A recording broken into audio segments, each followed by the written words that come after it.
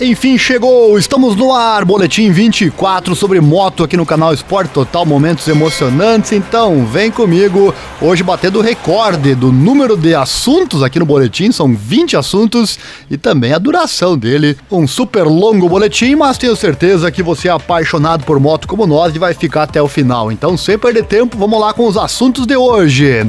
Francesco Bagnaia sofre acidente de carro em Ibiza e apresenta álcool no sangue, olha só. Regras da MotoGP e do álcool, já que deu esse acidente aí com o Pecco, por que não puxar esse assunto, né? Giacomo Agostini, o homem que nem Valentino Rossi conseguiu vencer. Ele que fez 80 anos e, claro, a homenagem não poderia faltar aqui no canal. Entrevista muito interessante com Danilo Petrucci, ele fala sobre os motivos de não ter mais um bom rendimento na MotoGP e traz más notícias para o futuro de Toprak Razgatlioglu na MotoGP. É muitíssimo interessante. Trouxemos já uma entrevista com o Miguel Oliveira no boletim anterior, que foi muito interessante. E agora outra com Danilo Petrucci. Tem coisas que tenho certeza que podem surpreender você, então vem comigo. Valentino Rossi mostra a garagem que todo motociclista quer ter. Marc Marques deu uma visão detalhada de sua recuperação de sua quarta cirurgia no braço direito. Segunda vitória de Miguel Oliveira em 2022, chegou nas 4 rodas. A BMW está examinando de perto a possibilidade de voltar a fazer parte do Campeonato do Mundo de MotoGP. Luta pelo título deixa mazelas em Aleix Espargaró. Espargaró explica o impressionante passe final em Assen. Fábio Quartararo ficou indignado com comissários da MotoGP. Ducati Moto E testada a 275 km por hora em Mugello. Tem um vídeo aqui pra você. Álvaro Bautista fecha negócio com a Aruba IT Racing Ducati para 2023 na Superbike. Valentino Rossi obteve habilmente o seu melhor resultado em 4 rodadas.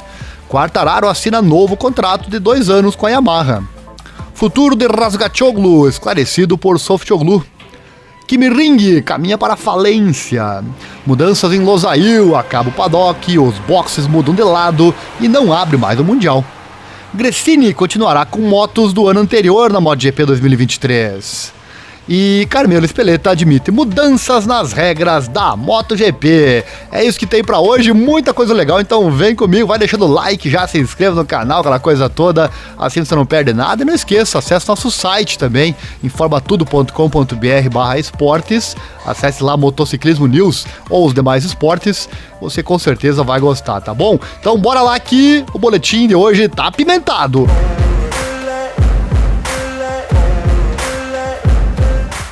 Perdeu o boletim 23 sobre moto? Então claro que eu vou deixar o link no card ou no link na descrição para você ver ou rever a hora que você quiser.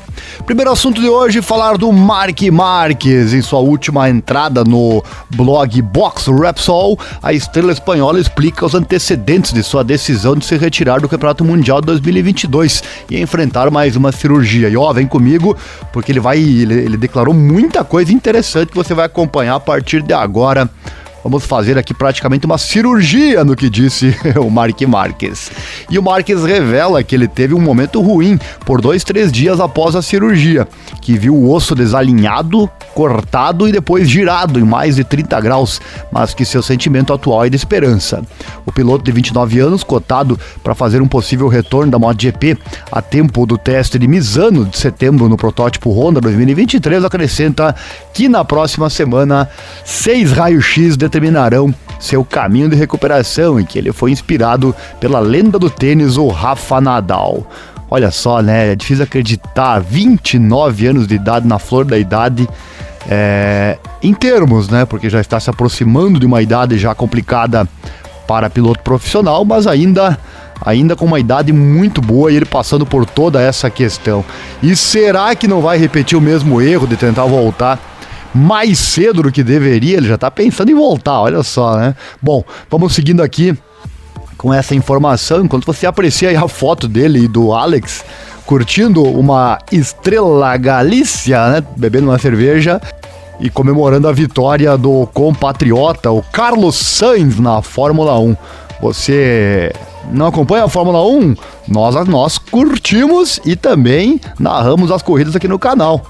Acesse aí, você vai verificar. A última corrida foi a melhor do ano, meus amigos. Fantástica, realmente a prova que teve a vitória do espanhol, então, Carlos Sainz. Bom, vamos então às palavras do Marc Marques. Olha o que ele disse, abre aspas: recebi muitas mensagens de encorajamento dos fãs, de vocês, e vocês são apreciados, especialmente em momentos como este. Eu quero que você saiba como estou indo com a minha recuperação. A ideia de que talvez eu precisasse fazer outra operação estava lá desde setembro do ano passado. Estávamos verificando meu braço periodicamente para ver a evolução da fratura após a terceira cirurgia. Quando a pré-temporada chegou, eu queria me convencer de que conseguiria com a frase "o poder está na mente", como meu lema. E fecha aspas, né? E certamente dá pra notar que ele tem muito isso, né? O poder da mente está sempre presente, mas às vezes o corpo não aguenta, né? E ele segue, abre aspas: mas quando a temporada começou, percebi que as limitações eram muito grandes.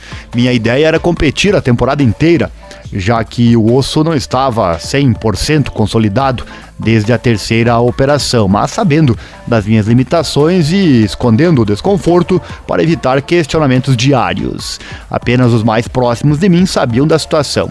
O momento decisivo veio no GP da França, quando tudo estava preparado para uma tomografia computadorizada 3D. Tomamos a decisão de fazer uma nova operação.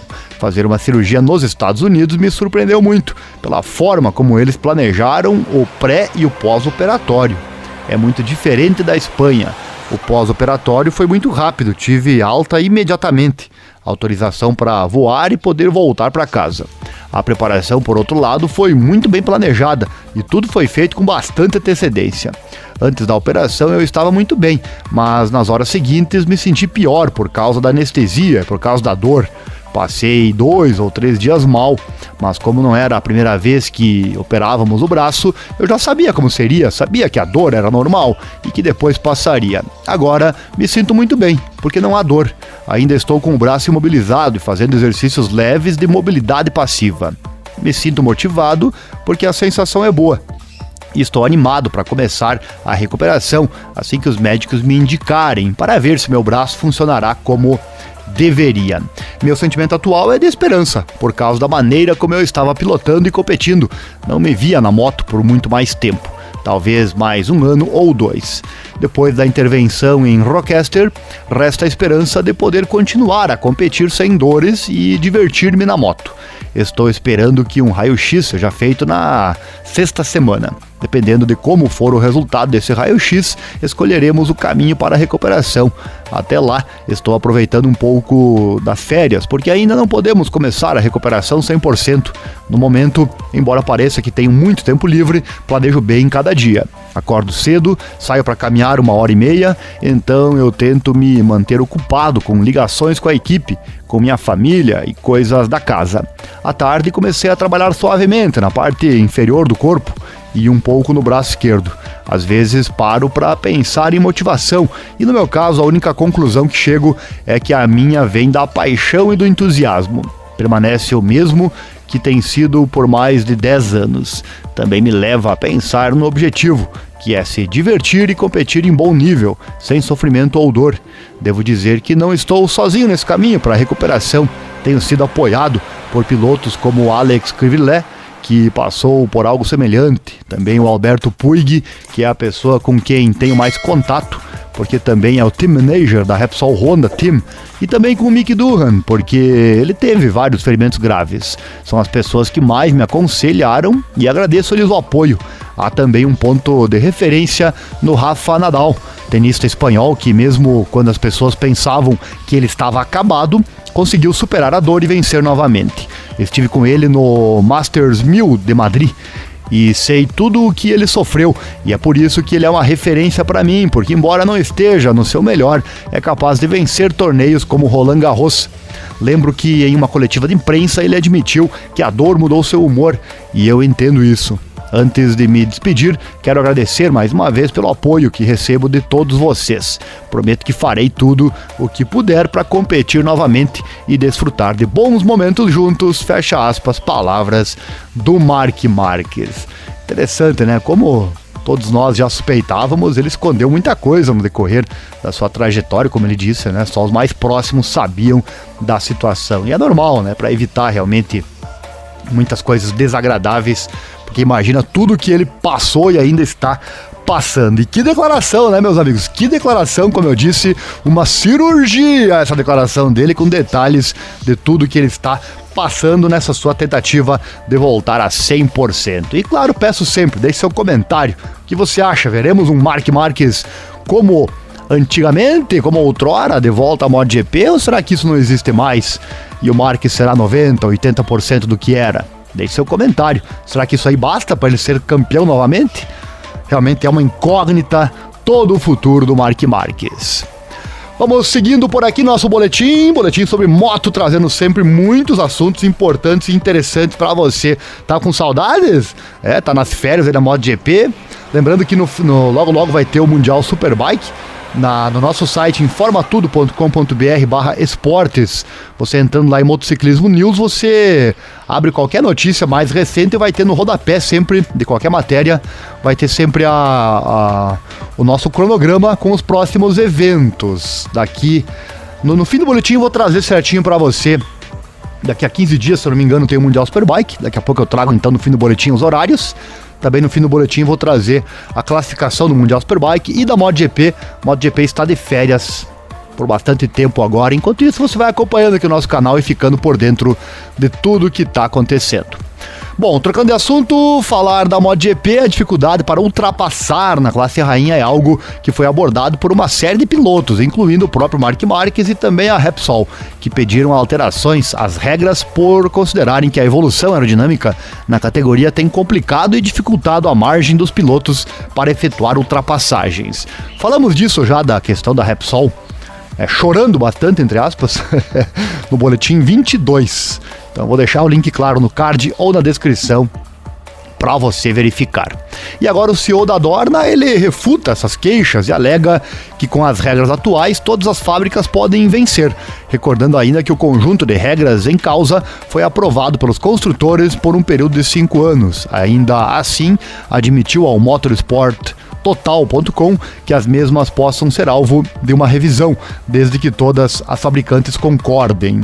E aí, claro, eu citei chorar, mas falei entre aspas, né, pelo seguinte, a Repsol chorando, é óbvio, é que a Repsol tem muitas dificuldades, e quem vai reclamar sempre será aquele que tem mais dificuldades para tentar sair dessa situação, é algo super normal. Se a Ducati estivesse na situação da Repsol, faria a mesma coisa, enfim, é assim que funciona, cada um puxa a brasa pro seu assado. Isso é sempre assim, né? Faz parte do mundo esportivo.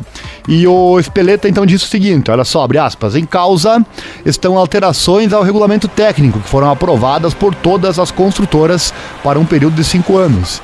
As mudanças só podem avançar se todos os construtores concordarem. Mas chegamos a uma situação estável no campeonato, em que temos vários construtores ganhando. Todos eles são competitivos e com um conjunto de regras que foram estabelecidas devido a um acordo com todas as fábricas. Então tá aí ele deixando claro que pode sim haver mudanças, desde que todas, antes do prazo, tudo que é feito na MotoGP tem um prazo que é válido, né? Porque senão vira uma bagunça, né? E todas elas concordaram. Então, se caso haja alguma mudança antes desse prazo acabar, precisa todo mundo concordar. Nesse caso, pode acontecer, mas sabemos que isso é difícil, né? Quem tá ganhando não vai aceitar, né? É óbvio. Então o Carmelo Espeleta se coloca o corpo fora, diz, eu aceito trocar, mas daí todo mundo precisa aceitar. Isso aí é normal, né? Coisas de contrato. Falar de quem vai ocupar, será a vaga da Suzuki na MotoGP. Pois é, já falamos da Kawasaki, que poderia ser uma postulante a essa vaga. Agora quero falar da BMW. Após a saída da Suzuki, parece que as opções para preencher sua vaga são muitas. No entanto, não parece que para a próxima temporada haja um substituto para a fábrica japonesa. Que pena, né? Apesar de um dos nomes que mais soou foi a Kawasaki, a fábrica que agora compete na Superbike e por lá está muito bem obrigado, negou a intenção de entrar na MotoGP. Além disso, outras das fábricas, né, mais importantes em superbikes, a BMW também soou como uma possível substituta para a Suzuki. Embora haja uma disparidade de critérios, a fábrica bávara mais uma vez questionou a decisão com firmeza. A BMW é uma das poucas opções viáveis para pousar na MotoGP, já que, como Carmelo Espeleta, CEO da Dorna, quer apenas uma nova fábrica e não uma equipe privada. Como bem afirma o David Brivio, em declarações recolhidas pelo site Speedweek, esta seria então uma grande oportunidade e que poderia salvar a equipe ou encontrar alguém que é novo no campeonato. Diz então o antigo patrão da Suzuki, que lamenta a triste situação que a equipe está vivendo. David alega falta de visão de negócios e critica a visão de negócios da Dorna. Ele fala: na Fórmula 1 alguém provavelmente compraria a equipe e continuaria a dirigi-la. O comprador pode aproveitar a situação se quiser entrar na MotoGP. Metade do trabalho já está feito. Esse seria um projeto que poderia ser divertido, disse ele, né? No entanto, como já foi referido, a Dorna não quer uma equipe privada presente na MotoGP, tal como aconteceu com a Kawasaki lá em 2009 e não deu muito certo, né? A Kawasaki oficializou a sua não intenção de entrar na MotoGP, alegando que a Superbike, abre aspas, é a nossa dimensão adequada. E fecha aspas, né, que sua prioridade está focada nas superbikes. Além disso, a diferença no número de corridas é abismal e seria uma mudança muito abrupta, tanto a nível econômico como humano. Eles falam: devemos pensar nas pessoas que trabalham na nossa equipe. Já fizemos aqui no Boletim 21, já tratamos desse assunto, sobre o porquê a Kawasaki não vai entrar na MotoGP. Se você perdeu o Boletim 21, link no card ou na descrição aqui para você. Seguindo então, tudo parecia indicar que 2012 seria o ano para a BMW voltar para a MotoGP com um patrocínio milionário da Red Bull, mas no final o passo definitivo não foi dado. Agora a decisão está nas mãos de Markus Schramm, atual CEO da BMW Motorhead.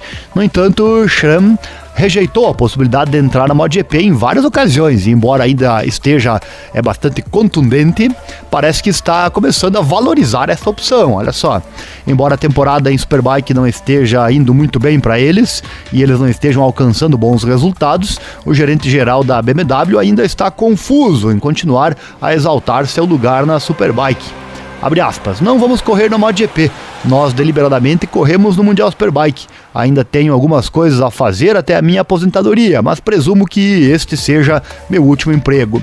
Até o final do nosso horizonte de planejamento de longo prazo, podemos assumir que a BMW Motorhead permanecerá no Campeonato Mundial Superbike. Fecha aspas. E a verdade seja dita, né? Por lá tem apanhado bastante.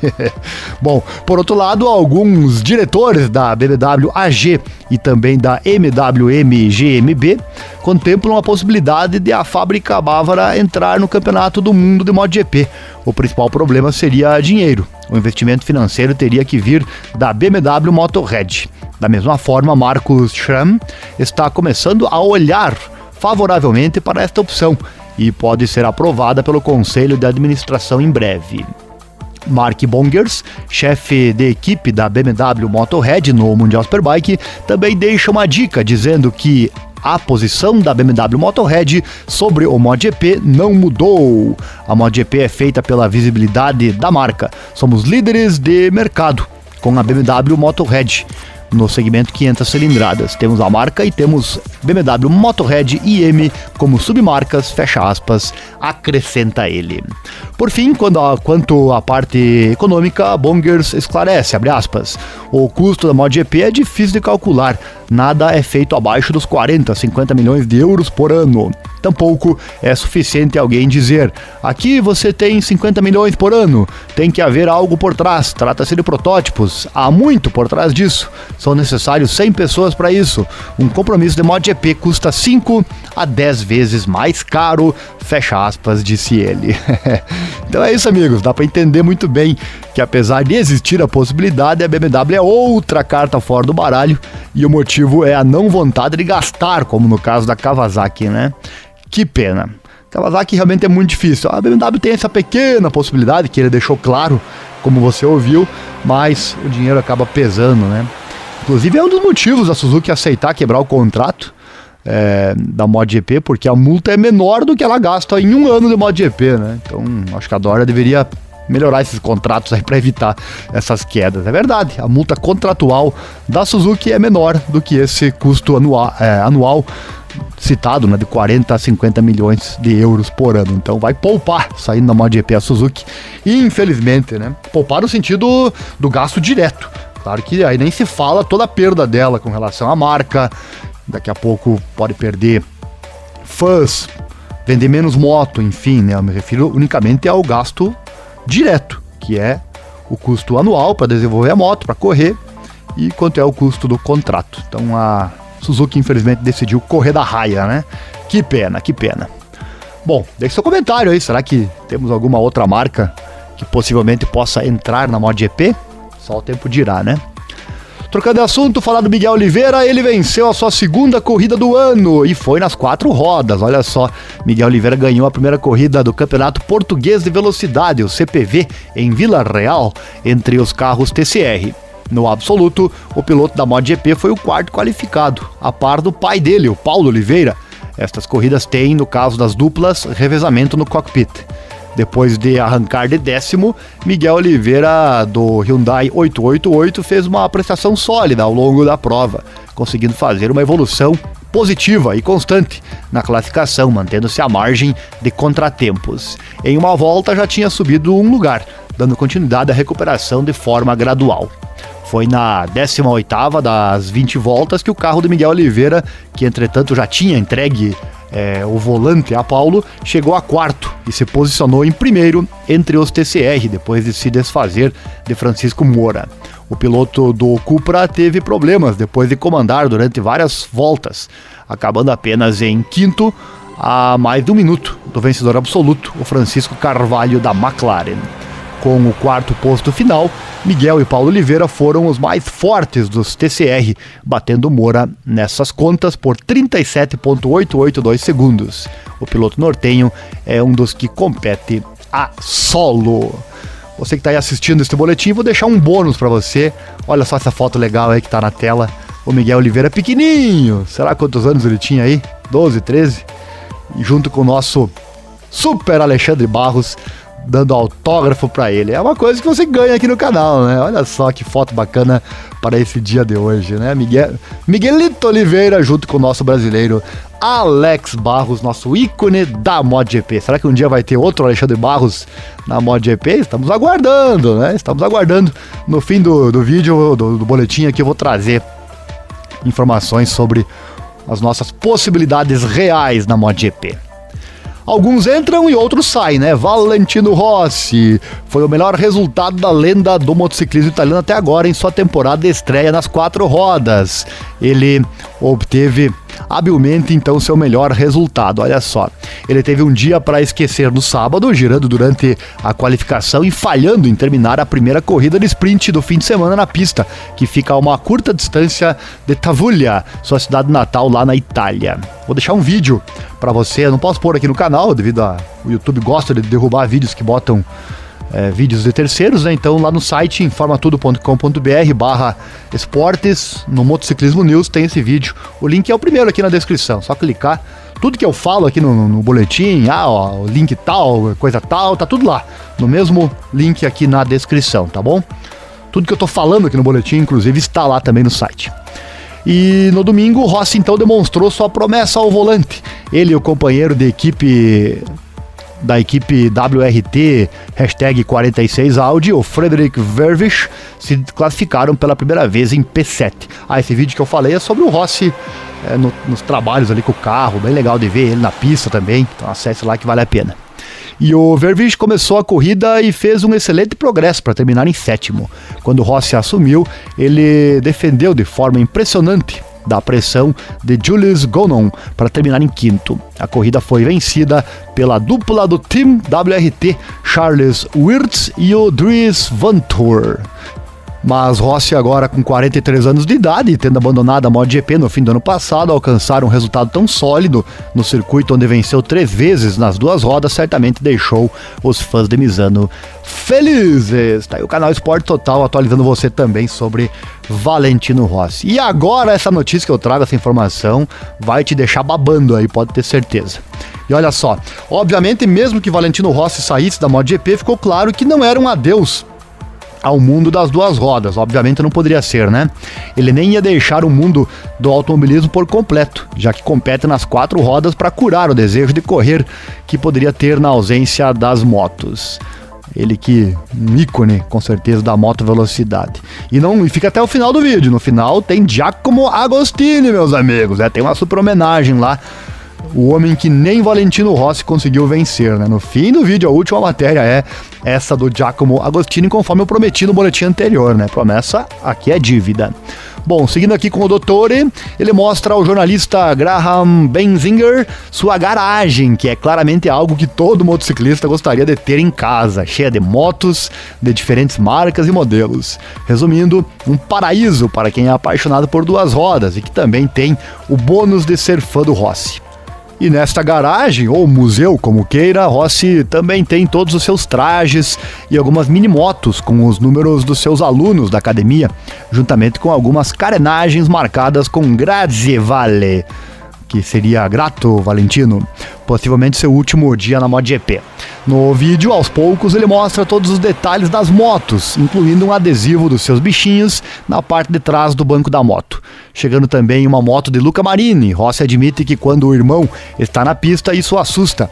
E as lutas em conjunto não foram fáceis no início, né? Pois ele fala, olhei para ele e foi difícil ser agressivo na pista. Na verdade, todos os irmãos que competem juntos concordam com isso. Verdade, né? Precisamente nesta mesma garagem, onde ele tem tantas coisas importantes, é onde está a fábrica de merchandising VR46, onde muita mercadoria continua saindo hoje. Em números concretos, Valentino Rossi reconhece que saem diariamente 300 ou 400 caixas de encomendas, olha só, né?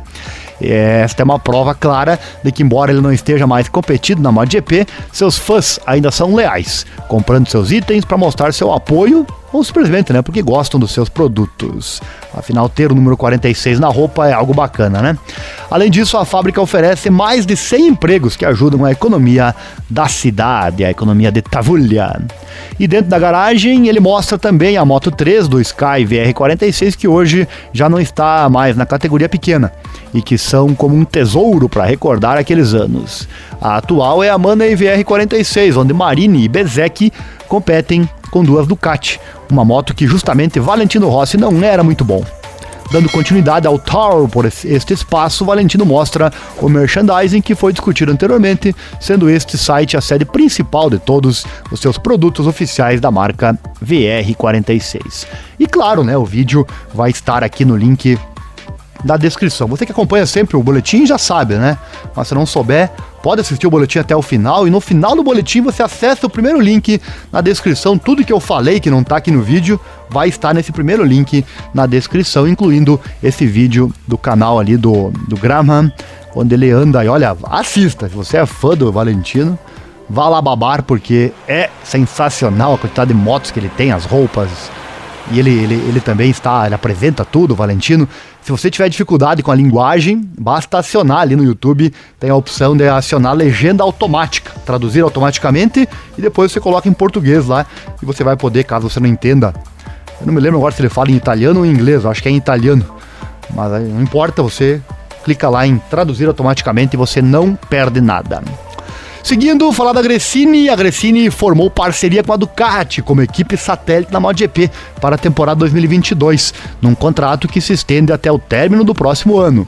Atualmente, Enea Bastianini e Fábio Di Giannantonio têm a seu dispor a Desmosed GP 21 do ano passado. E em 2023, o Alex Marques, o novo contratado da marca, e também o Fábio Di Giannantonio continuarão com motos desatualizadas. Sobre o Alex Marques, não chegamos a fazer aqui uma matéria falando disso, mas ele é o novo contratado da Gresini. Muita gente está especulando, já seria um indicativo que Marc Marques no futuro possa ir para a Ducati também? Nunca se sabe, o irmão já foi, né? E se o irmão vai, Depois em casa eles conversam e aí, meu amigo, como é que fica? O Marc Marques já declarou amor a Ducati, mas o amor serve para ser quebrado às vezes, igual contrato, né? O casamento serve para separar, né? Diz aquela frase, mas enfim. Bom, com relação à Ducati, de qual Ducati é melhor, né? Será que a Ducati do ano passado, a 21, é melhor que a 22? Fizemos um boletim aqui, o boletim 8 da história do canal, fala sobre isso. Assista lá, vale muito a pena, porque vimos um começo de temporada com o Enea Bastianini vencendo as Ducati 2022, né? E nós respondemos, ou tentamos responder essa pergunta. Qual é a Ducati melhor, a atualizada 22 ou a desatualizada 21? Então, como dissemos, ano que vem a Gresini vai receber novamente a moto desatualizada, que será esta 22 agora, né? Bom, e Paolo Cibatti, diretor esportivo da Ducati, confirmou em conferência de imprensa que a Gresini será de novo fornecida com motos do ano anterior. O responsável disse mais concretamente que será a GP22, numa especificação relativamente próxima daquela que teve no GP da Alemanha deste ano. Olha só, ele falou, abre aspas, na verdade temos um contrato com a Gresini para 2022 e 2023, e o contrato é para as motos da temporada anterior, com o desenvolvimento até certo ponto, que normalmente é por volta da rodada de Sachsenring, quando congelamos a especificação e também porque precisamos fabricar os componentes, por isso serão mais ou menos as mesmas especificações das motos da equipe de fábrica em Sachsenring, fecha aspas, disse ele. Uma boa notícia até, né, porque a moto 2022 em Sachsenring foi bem, né, então a moto está bem, com toda certeza. E ano que vem certamente terá essa discussão. Qual é a moto melhor, Ducati 23 ou Ducati 22? Deixe seu comentário sobre isso também aqui na descrição. Dando sequência por aqui, falar de dois circuitos super tradicionais da MotoGP, começando com Losail lá no Catar. E o circuito está pronto para mudar de cara e se vestir para a Fórmula 1. Como relata o site Speedweek, a pista não sofrerá nenhuma modificação, ou apenas minimamente, mas tudo ao seu redor mudará, olha só. A primeira categoria do automobilismo fez uma escala no Catar no ano passado devido ao Covid, mas um contrato de 10 anos já foi assinado e o circuito não atende aos padrões da Fórmula 1. O que falta é uma área VIP à altura e é aqui que serão feitas as intervenções. O que foi o paddock até agora se tornará uma enorme vila VIP. E para construí-lo, os boxes e o paddock serão movidos da esquerda para a direita da reta principal. Isso também significará desmontar a pequena arquibancada na reta principal para reconstruí-la do outro lado. O trabalho será enorme e deve começar já neste verão, mas não terminará a tempo de março. Para isso, a Dorna e os organizadores decidiram adiar então o GP para o final da temporada 2023, provavelmente para outubro, enquanto a Fórmula 1 deve correr no Catar no mês seguinte. Onde a próxima temporada começará a partir de então? Fica a pergunta, talvez na Europa com o circuito de Portimão, entre os candidatos a acolher então a rodada de abertura. Faz tempo já que o Qatar abre a MotoGP, então isto vai mudar a partir de agora, bem como o seu visual nessas questões citadas, mudanças lá em Losail. Outro que vai mudar é o GP da Finlândia. Esse, na verdade, vai mudar para não acontecer mais, pelo menos é a informação que trazemos aqui para você. Olha só, muitos de nós esperávamos o retorno da Finlândia ao calendário do Campeonato Mundial, mas isso pode não acontecer novamente. A notícia vem também do site Speedweek, que descobriu que o Kimi Ring está perto de falir, olha só. Em 2020, 2021 e 2022, os dirigentes do Kimi Ring tiveram que cancelar o GP finlandês de motociclismo, porque sempre se falava em falta de fundos. A paralisação de trabalho atrasou o projeto várias vezes, e mesmo 2 meses antes do GP, em 10 de julho deste ano, o paddock, as estradas de acesso e a pista de ambulâncias não haviam sido ainda pavimentadas. Parece que agora, que até 20 de setembro, todas as medidas de construção necessárias devem ser concluídas para que o Kimi Ring possa então ser inserido no calendário de GP de 2023. Mas é improvável que isso aconteça, olha só. O jornal Iltalehti, informa em seu site que as construtoras Manrakenuns Pekka Rautiainen e também a Makra Oi, entraram com um pedido então de falência contra a Kimi Ring no Tribunal Distrital de Päijät-Häme. De acordo com o pedido, os credores apresentaram pedidos de indenização contra o Kimi Ring por quantias no valor, olha só, aproximadamente 370 e 264 mil euros. Os dois credores apresentaram suas reivindicações com avisos de pagamento datados de 13 de junho, mas os proprietários da Kimi Ring se viram incapazes de pagar essas dívidas. E Rico Roinholm, CEO da instalação do Kimi Ring, disse que ainda não recebeu o pedido de insolvência. Posteriormente, Roinholm recusou-se a fazer mais declarações. Enquanto isso, a notícia da falência do autódromo já foi transmitida pela rádio finlandesa. A esta altura, a menos que haja outras inscrições, o calendário 2023 será de 20 rodadas, desde que Carmelo Espeleta não ache que alguns circuitos não sejam mais atrativos para sediar a MotoGP. Nos referimos a uma referência que o patrão da Dorna fez recentemente, referindo-se ao flop lá de Mugello na Itália. E agora, amigo ouvinte, vamos sonhar um pouquinho com isso? Que tal se o Brasil ocupar essa vaga e trazer para cá para o Brasil a MotoGP? Seria interessante, né? Afinal, a Dorna já se mostrou interessada em ampliar seus horizontes comerciais, e isso é muito importante devido à perda de prestígio da MotoGP, assunto que já falamos no Boletim 22. Vou deixar o link no card ou na descrição para você. A questão da MotoGP que precisa se reinventar e buscar novos países, talvez seja uma das soluções. E se vai ser o Brasil, aí já é outra história, mas, como eu disse no começo, que nos permita sonhar. Falar um pouquinho agora aqui do Danilo Petrucci. Olha só que entrevista bacana que ele concedeu, contando alguns segredos da MotoGP, olha só. E antes do Petrucci, apenas o Makoto Tamada, o Troy Bayliss, o Nick Hayden, o Ben Spies e o Cal Crutchlow haviam se mudado para a MotoGP direto das corridas do Superbike e conquistado o degrau mais alto do pódio. Uma alegria para poucos. Petrucci, vice-campeão da FIM Superstock 2011, antes de ingressar na categoria rainha, acabou fazendo isso duas vezes. Uma emocionante vitória em casa em Mugello em 2019, seguida pela vitória francesa molhada, também nas cores da Ducati de fábrica. O atual campeão mundial Toprak Razgatlioglu é a próxima grande esperança para um vencedor do Superbike para a MotoGP. A estrela turca testou recentemente uma M1, embora agora não tenha a chance de uma vaga na MotoGP até 2024. Tem essa questão, né? Então, poucos pilotos que vieram da Superbike realmente se deram bem na MotoGP, porque é tudo completamente diferente. Sobre Toprak, o Petrucci disse, olha só, abre aspas, acho que Toprak mostra habilidades incríveis, ele é absolutamente uma fera na frenagem. A entrevista foi para o site Crash.net. Não sei se no MotoGP ele conseguirá frear tão forte como está fazendo agora no Mundial Superbike, mas é realmente um prazer vê-lo correr e penso que pode ir bem na MotoGP. Depende de qual moto ele vai pilotar, mas ele é um talento incrível. Com certeza ele está usando todas as suas habilidades e todo o potencial que sua moto tem no Mundial Superbike no momento. Bautista, Toprak e Ray são três talentos incríveis. O Campeonato Superbike é ótimo para assistir este ano e estou curioso para ver o Toprak na MotoGP. Acho que ele vai ser rápido, disse o Petrucci. Mas calma aí, sobre Toprak ele tem mais uma coisa bem interessante a dizer, olha só. Razgatlioglu, que é famoso pelo seu estilo extravagante de frenagem forte, que já arrancou elogios de muitos, como o próprio André Dovizioso.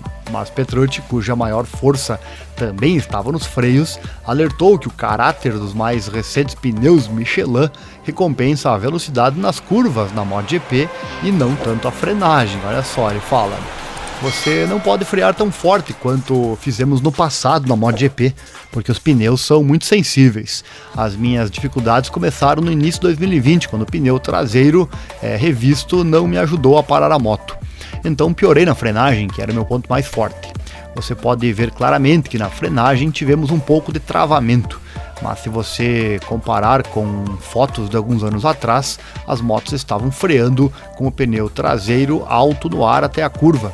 Agora você não vê mais isso porque o poder de frenagem dos pneus é reduzido para ter mais velocidade nas curvas, olha só.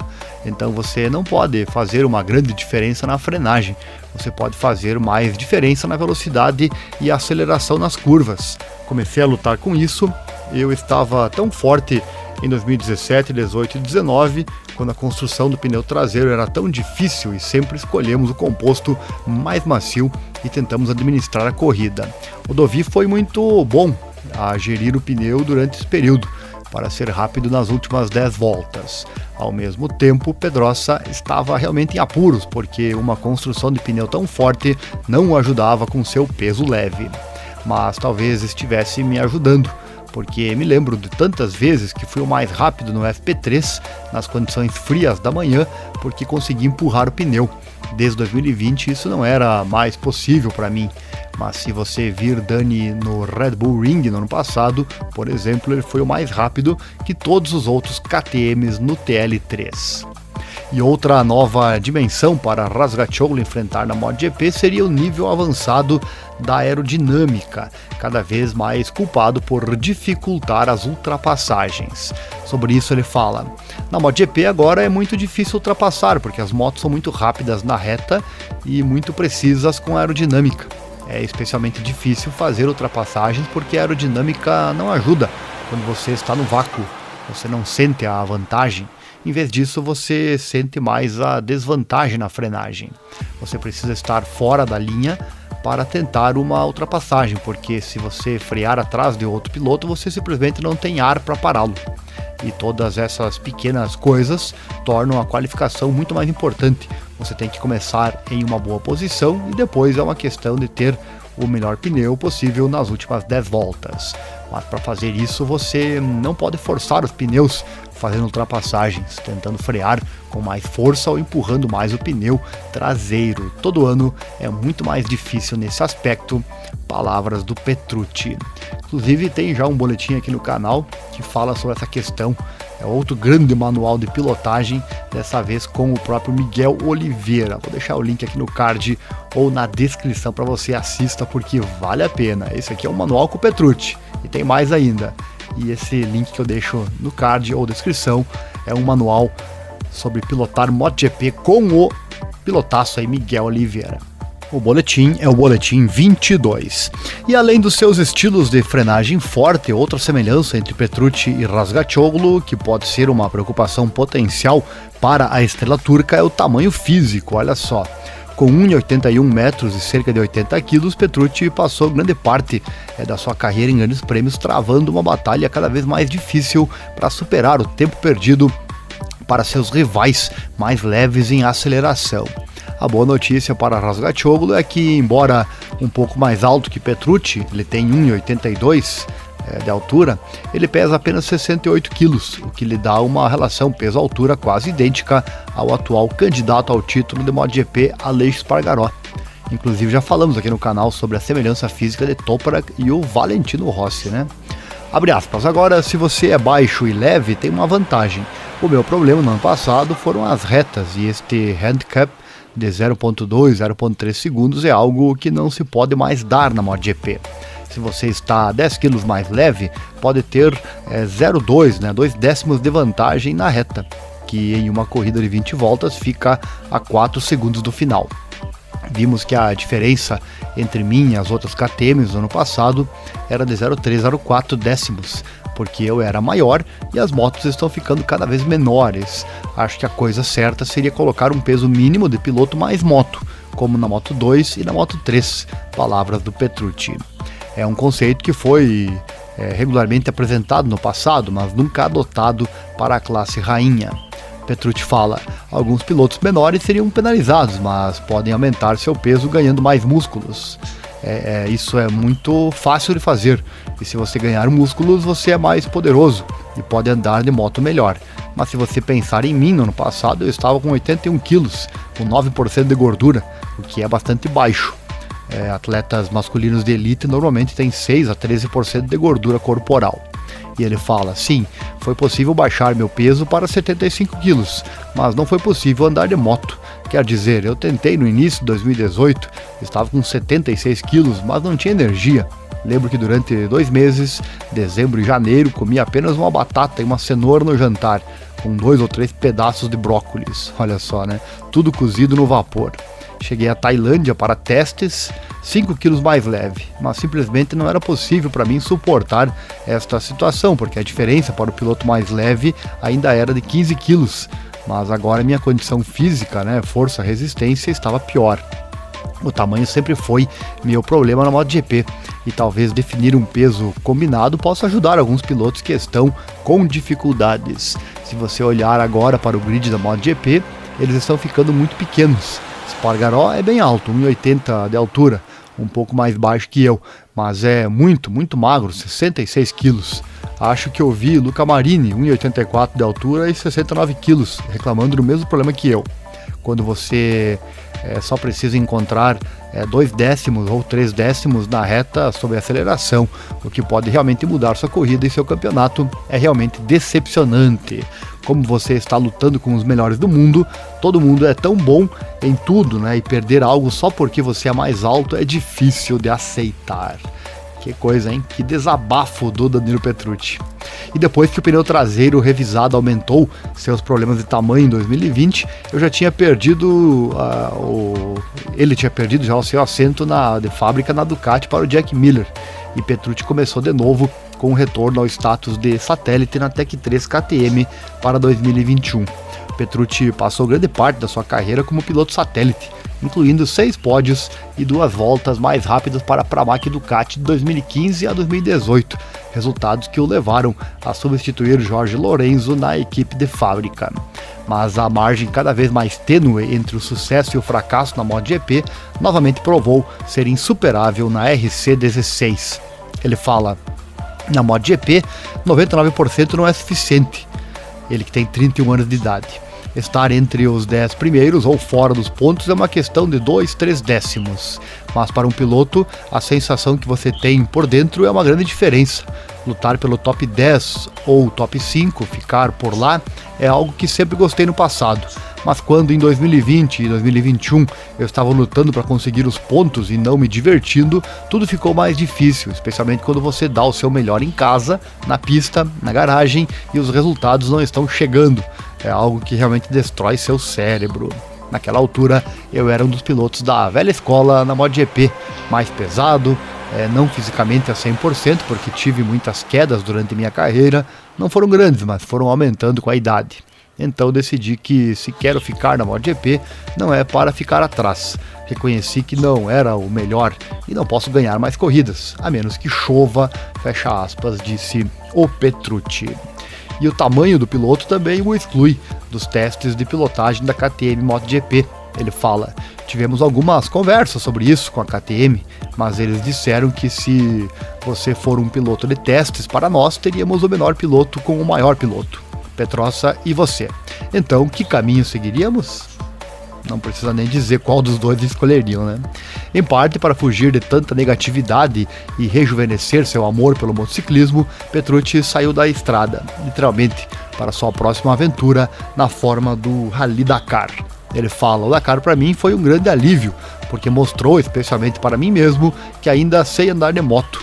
Ele sorriu então, ele que fez história como o primeiro piloto de MotoGP a vencer uma etapa do Dakar. E após o Rally veio outro novo desafio ousado na forma da Moto América, onde o Petrucci está atualmente liderando a classificação da Warhorse Ducati, após 5 das 10 rodadas. Ele fala, na Moto América estou me divertindo, porque você pode fazer a diferença extra freando com força, ou entrando na curva mesmo com a moto em movimento, e tremendo, e ainda assim conseguir a pole position. Você ainda pode usar seus pontos fortes, seus instintos. Na MotoGP agora você precisa usar muito método, não é natural, mas com certeza sinto falta de pilotar as motos mais rápidas do planeta. Fecha aspas, encerrou então o piloto Danilo Petrucci. Que desabafo, né? Que desabafo ele deu nessa entrevista que você acompanha aqui no nosso canal Sport Total, momentos emocionantes. Para ver, né, amigos, em uma categoria onde os pilotos todos costumam andar dentro do mesmo segundo, pequeníssimos detalhes fazem toda a diferença, porque me arrisco a dizer que ninguém é ruim lá dentro, e alguns têm desvantagens físicas, então, como disse o Petrucci nessa entrevista. Falando aqui mais do Razgatlioglu, tem sido um tema então quente de conversa nos últimos meses, mas durante o Motul TT Assen, o futuro de Toprak Razgatlioglu em 2023 foi esclarecido por seu empresário Kenan Softoglu. Nós aqui no canal falamos bastante sobre isso, né, a ida do Toprak para a MotoGP. O atual campeão da Superbike tem estado fortemente ligado a um lugar no paddock de MotoGP nas últimas 2 temporadas, especialmente durante a temporada 2022. Razgatlioglu teve o primeiro gostinho da ação da MotoGP quando se juntou ao piloto de testes de fábrica da Yamaha, o Carl Crutchlow, em um teste privado no Motorland Aragon, no início de junho, como já divulgamos aqui no canal. Infelizmente os tempos não foram divulgados, né? Não sabemos como Toprak foi realmente pilotando a MotoGP. Inclusive não foi um dia muito bom não, porque logo depois choveu, né, e acabou atrapalhando o resto do treino dele. Então Softoglu confirmou que a estrela turca permanecerá na Superbike em 2023, descartando qualquer mudança para a Yamaha na MotoGP para a próxima temporada. Ele fala: uma coisa é clara, a equipe de fábrica da Yamaha de MotoGP assinou com Quartararo, então Toprak não tem oportunidade. Eles estavam falando sobre a equipe B, mas sempre quando eu falava com a Yamaha eu dizia a eles que nunca estávamos interessados em estar na MotoGP com uma equipe B. Se chegarmos à MotoGP apenas em uma equipe oficial, sem isso não estamos interessados, fecha aspas, disse Kenan Softoglu. Já falamos sobre isso também várias vezes aqui no canal, né? E em 2023 a Yamaha terá apenas 2 motos no grid, depois que a W2RNF confirmou que mudará para a Aprilia no fim da temporada. Franco Morbidelli já estava inscrito para 2023, já tinha contrato, e a Monster Energy Yamaha MotoGP confirmou sua formação de fábrica inalterada ao anunciar então o atual campeão da MotoGP, o Fábio Quartararo, assinando um novo contrato. Sobre esse contrato falaremos agora na sequência. Tudo isso então significa que não há espaço no estábulo de Iwata para o Toprak Razgatlioglu.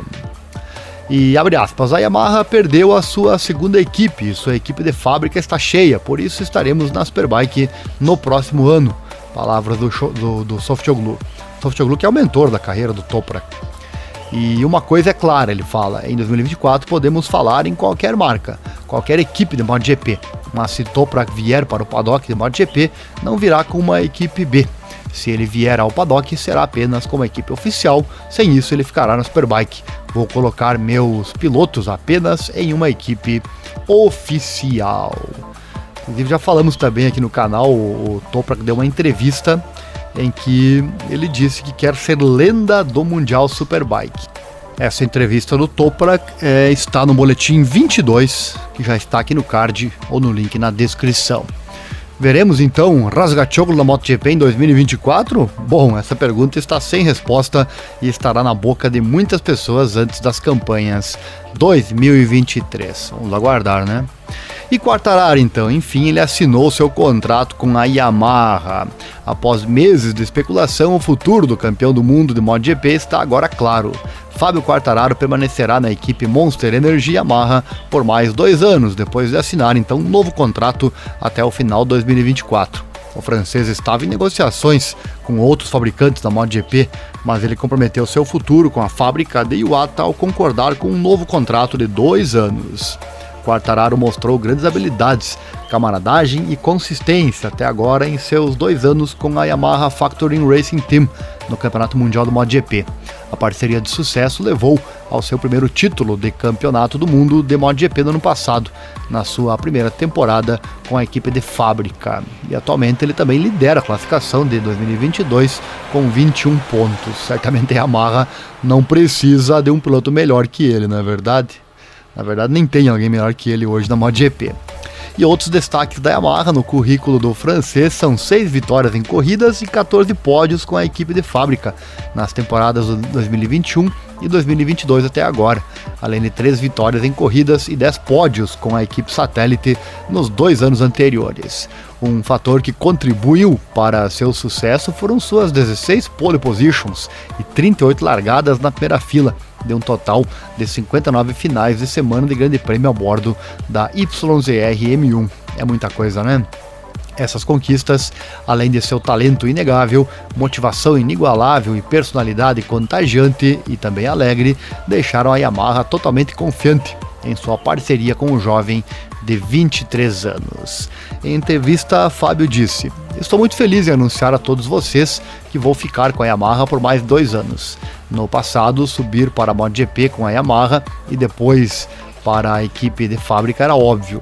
A Yamaha acreditou em mim desde o início, e isso é algo que eu não tomo de ânimo leve. Mas dito isso, esse novo acordo foi uma grande decisão. Estou em um ótimo ponto na minha carreira, então levei um pouco mais de tempo para tomar essa decisão, tenho certeza. Acredito no projeto da Yamaha MotoGP e sinto que a Yamaha está realmente motivada, e agora que confirmamos oficialmente a nossa decisão de continuar neste caminho juntos, podemos nos concentrar totalmente na temporada atual. Quero dizer obrigado para as pessoas ao meu redor que sempre me ajudaram e me apoiaram, bem como para os fãs que estão torcendo por mim. Eu realmente aprecio todos pelo apoio." E o Lin Jarvis, diretor administrativo da Yamaha Motor Racing, disse: "Estamos muito felizes por termos chegado a um acordo com o Fábio para continuar com a equipe Monster Energy Yamaha MotoGP para 2023 e além. Trouxemos Fábio para a equipe de fábrica no ano passado. Sabemos que ele é um talento especial, mas ele até superou nossas expectativas. Não é comum encontrar um piloto do seu calibre. Ele já estava mostrando seu talento e velocidade em seus 2 anos com a equipe satélite SRT em 2019 e 2020, mas quando ele deu o passo para a equipe de fábrica, pudemos realmente vê-lo ficando mais forte e amadurecendo como piloto. E na primeira temporada e meia de Fábio, registramos muitos sucessos", diz o Lim Jarvis. 6 vitórias em corridas, 14 pódios, 6 pole positions e o título mundial da MotoGP ano passado. Esses resultados vieram de um forte esforço de equipe do piloto, sua equipe, nossos engenheiros e toda a equipe trabalhando em conjunto com um espírito positivo de poço. Com Fábio, sabemos que ele sempre dará 100% do seu melhor esforço e garantimos a ele que a Yamaha fará o mesmo e investiremos em desenvolvimentos futuros para que juntos possamos lutar pelos títulos do Campeonato do Mundo de MotoGP nos próximos anos." Lembrando que no começo da temporada ele reclamou muito da questão da potência da Yamaha. Parece que agora isso melhorou, ou ele com seu talento fez a moto realmente melhorar e tem se destacado nas últimas corridas. A Yamaha certamente não queria perder o Quartararo e conversas aconteceram e por fim então esse contrato foi fechado. O valor do contrato não foi divulgado, porém já fizemos um vídeo aqui no canal com o valor que o Quartararo pediu naquela época. Vou deixar aqui o link no card caso não caiba. Afinal tem muitos vídeos que eu citei aqui hoje, só cabe 5 no card, né? Então se não tiver no card o vídeo que eu falar, ele vai estar no link na descrição para você. Quartararo, que fera é esse piloto, certamente vai mostrar muita coisa ainda na MotoGP. Saindo agora da MotoGP, entrando no Mundial Superbike, falar da fera do momento, Álvaro Bautista. Nós que aqui no canal transmitimos também todas as corridas do Mundial Superbike, por isso fique inscrito, sino ativado, assim você não perde nada, ou fique por dentro também das notícias aqui do site. Sempre no rodapé temos o calendário com as próximas etapas e aquelas que vamos transmitir. E lá no Mundial Superbike, a fera que está comandando se chama Álvaro Bautista, da equipe Aruba IT Racing Ducati. Ele que já é bem conhecido no público e vai continuar por mais uma temporada na fábrica da Ducati Team na Superbike, com uma nova extensão de 1 ano a ser anunciada no seu contrato. O espanhol, atualmente líder do Campeonato Superbike 2022, está em ótima forma desde que retornou à Ducati para essa temporada, conquistando 6 vitórias e ainda terminando no pódio em 12 oportunidades em 12 corridas. Com o Bautista permanecendo na Ducati para 2023, ele se torna o 8º piloto a ser contratado, enquanto a Ducati faz todas as 5 equipes de fábrica com pelo menos um piloto anunciado para a próxima temporada. No fim aqui do vídeo eu vou trazer a classificação do campeonato da Superbike. E esta é a segunda passagem de Bautista na equipe Aruba IT Racing Ducati, com ele chegando ao paddock da Superbike em 2019 com a equipe. Foi uma exibição fascinante, com 11 vitórias nas primeiras 11 corridas, embora erros, quedas e outros incidentes tenham estado com ele naquela oportunidade, perdendo incrivelmente aquele título para o Jonathan Rea da Kawasaki. Apesar de ter conquistado 16 vitórias, 24 pódios e o segundo lugar no título, Bautista trocou a Ducati Panigale V4R pela Honda CBR 1000RR RSP de 4 cilindros em linha, liderando o novo esforço da equipe HRC de fábrica em 2020 e 2021. Não foi uma ótima escolha, né? Já visto que a Honda se arrasta há bastante tempo já também na Mundial Superbike. Em 2 temporadas foram 3 pódios, mas nenhuma vitória, com o espanhol de 37 anos voltando para a Ducati para a temporada 2022.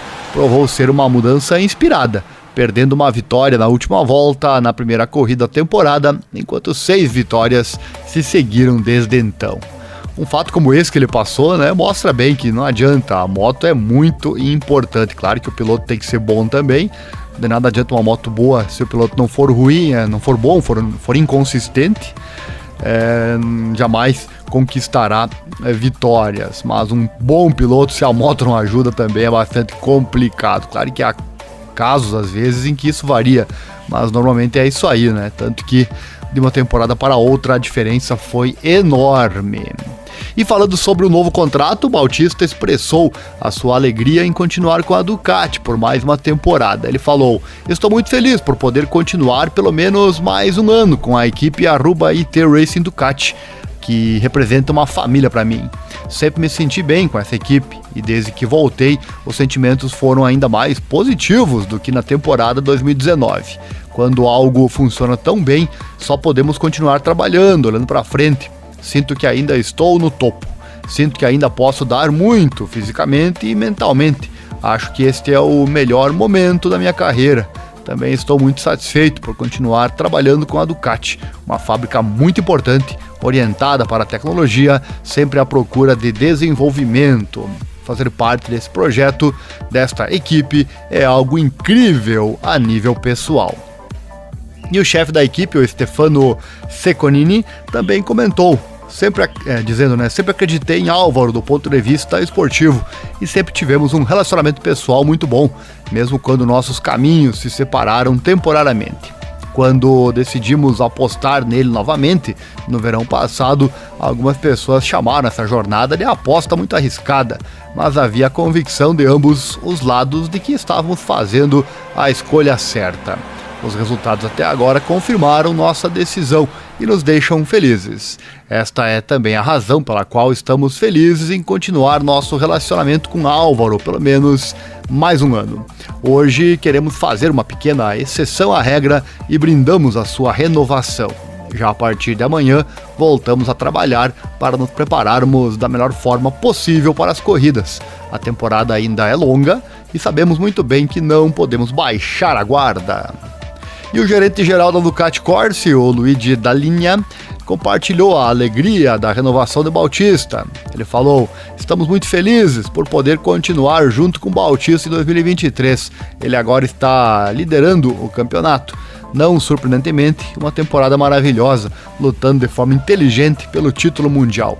Ele é um piloto preciso, fácil de trabalhar, seu estilo de pilotagem fantástico não é apenas agradável de assistir na TV, mas acima de tudo é a chave para explorar plenamente o potencial da nossa Panigale V4R. Estamos convencidos de que juntos podemos alcançar muitos objetivos importantes." Não poderia ser diferente, né? A felicidade do Luigi Dall'Igna, a equipe Ducati que vem fazendo bonito tanto na MotoGP quanto aqui no Mundial Superbike.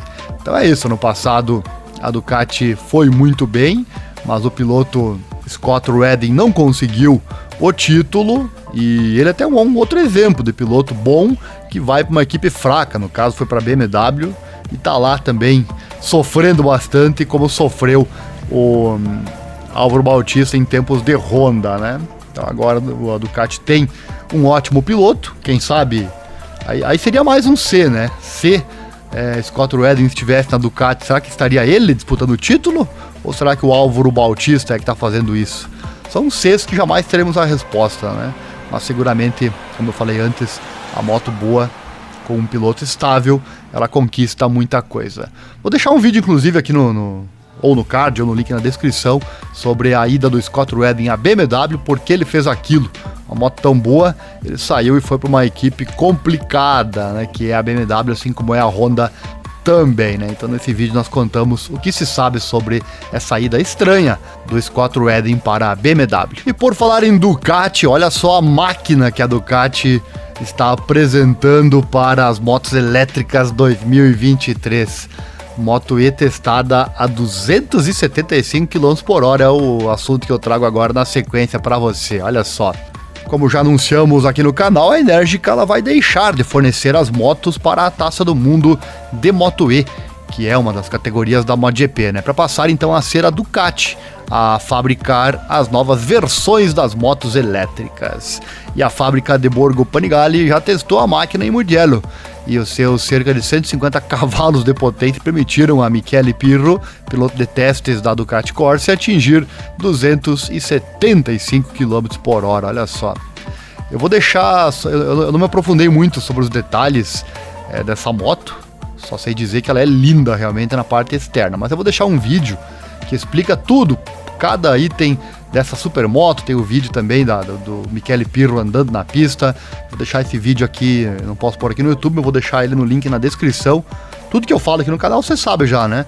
Basta acessar ali o primeiro link na descrição, que leva ao nosso site informatudo.com.br/esportes, no link Motociclismo News. Você vai achar esse boletim atual, então, e lá vai ter esse vídeo da própria Ducati explicando como é a moto. O vídeo está, se eu não me engano, em italiano. Basta clicar lá em colocar a legenda, né, em português, aí você vai entender tudo que, caso você não domine a língua do vídeo, tem a questão da legenda. Certo? Vale a pena porque é um motão, meus amigos. Não adianta, dizem que o futuro é elétrico, então tá aí a Ducati apresentando a moto para o ano que vem da Moto E. Não tá assistindo a Moto E ainda? Nós narramos também aqui no canal as edições da Moto E, onde o Eric Ganado participa. E uma categoria que é completamente diferente. O piloto precisa dar uma resetada no cérebro quando ele pilota a Moto E, porque é completamente diferente da forma de guiar uma moto de combustão interna, né? Mas é muito emocionante, são muito emocionantes as corridas que, como eu disse, são narradas todas aqui no canal. Trocando de assunto, falar do Fábio Quartararo indignado de novo. Pois é, com o veredito da penalidade pelo acidente em Assen, emitido após Quartararo ter cumprido os seus compromissos com a mídia, os sentimentos do francês eram desconhecidos, até que ele postou a seguinte atualização no Instagram na segunda-feira, olha só. E quero seu comentário, o que você achou? Essa punição é justa ou não é? Deixe seu comentário na descrição. Abre aspas, bem, uma volta longa para a próxima corrida. Agora você não pode tentar uma ultrapassagem porque eles acham que você é muito ambicioso. Desde o início do ano, alguns pilotos fizeram um racing incident, mas aparentemente o meu era muito perigoso. Parabéns aos comissários pelo trabalho incrível que vocês estão fazendo. Da próxima vez, eu não vou tentar ultrapassar para pensar em não sofrer uma penalidade. Ótimos feriados a vocês e nos veremos em Silverstone. O sarcástico, o irônico Quartararo falando sobre a punição que ele sofreu, né? Volta longa então para a próxima prova, já deixa isso guardado aí, a volta longa. Quartararo, que só não conseguiu terminar 2 corridas nas últimas 2 temporadas, pediu desculpas ao Aleix Espargaró pelo que chamou de erro estúpido ao tentar passar o piloto da Aprilia no gancho na curva 5. A estrela da Monster Energy caiu durante o incidente, com Espargaró permanecendo nas 2 rodas, mas sendo empurrado para fora da pista. Espargaró perdeu cerca de 10 segundos, voltando em 15º lugar, antes de lutar para chegar em 4º. Parecia arrasada também a corrida do Espargaró na hora, mas ele se recuperou muito bem, né? Mostrando por que é candidato ao título. E suspeitando de um problema na moto devido ao dano do acidente, Quartararo fez um pit stop, mas foi mandado de volta. E depois sofreu uma queda desagradável na saída da mesma curva 5, que conforme foi divulgado foi devido a uma falha no controle de tração. E que tombo feio, podia ter se machucado, né, o Quartararo. Embora o confronto anterior tenha custado a Espargaró uma potencial segunda vitória da MotoGP, os pontos que ele conquistou diminuíram a diferença da liderança no campeonato para Quartararo. Isso acabou sendo muito mais que Espargaró poderia ter imaginado se o incidente não tivesse ocorrido, ou até mesmo na hora em que o incidente estava acontecendo. No fim do vídeo eu vou trazer a classificação da MotoGP e as demais categorias para você. A penalidade de volta longa provavelmente fará com que Quartararo perca cerca de 4 a 6 lugares nos estágios iniciais da corrida em Silverstone. Ao explicar sua decisão, os comissários da FIM divulgaram a seguinte declaração, olha só, abre aspas. Durante a corrida de MotoGP, em Assen, um incidente entre o número 20, Fábio Quartararo, e o 41, Aleix Espargaró, viu o piloto 20 cair e fazer contato com o número 41 na curva 5. O painel de comissários da FIM MotoGP considerou que Quartararo era excessivamente ambicioso na tentativa de ultrapassar. Eles mesmos usaram esse termo. O 20 não estava em posição de completar com sucesso o movimento e posteriormente caiu, causando contato com o 41 e forçando-o a correr ao largo. A ação evasiva empreendida por Aleix Espargaró permitiu que ele evitasse cair e voltasse a se juntar ao pelotão. No entanto, a sua corrida foi severamente impactada. E Quartararo recebeu uma penalidade de volta longa para ser servido na corrida de MotoGP, no Monster Energy Grande Prêmio da Grã-Bretanha, que é a próxima etapa depois das férias.